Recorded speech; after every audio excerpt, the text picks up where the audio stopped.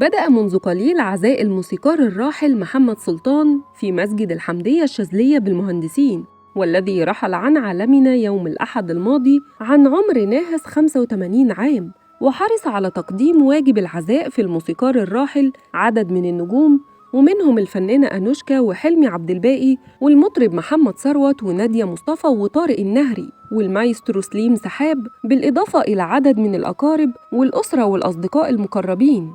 وبعد شكوى حفيدة الفنان زكي رستم من عدم حضور أي من الفنانين الذين اكتشفهم، وذكرت هاني شاكر وحلمي عبد الباقي، إلا أن اللقطة الأهم في العزاء هي التي جمعت هاني شاكر نقيب الموسيقيين السابق ومصطفى كامل النقيب الحالي للموسيقيين للمرة الأولى بعد الانتخابات الأخيرة، والحديث عن الخلافات بينهما والتراشق بالألفاظ بين الأعضاء في محاولة منهم للوقيعة بينهما.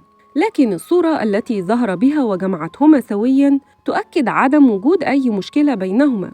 ويذكر أن جنازة الراحل كانت قد شيعت من مسجد عمر مكرم، وكان مغطى بعلم مصر كما أوصى قبل رحيله، وحرص على حضورها كل من الموسيقار هاني مهنا ونيفين حفيدة الفنان زكي رستم وغيرهم من الأصدقاء والمقربين. وانتظرت أسرة الموسيقار الراحل محمد سلطان عودة نجله الدكتور طارق من ألمانيا منذ أيام، ووصل يوم الاثنين الماضي ليلقي على والده النظرة الأخيرة قبل دفن جثمانه.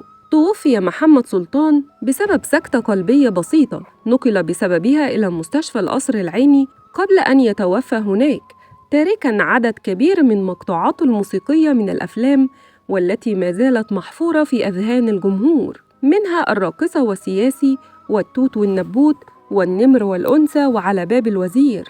رحم الله الموسيقار الكبير محمد سلطان، وإنا لله وإنا إليه راجعون.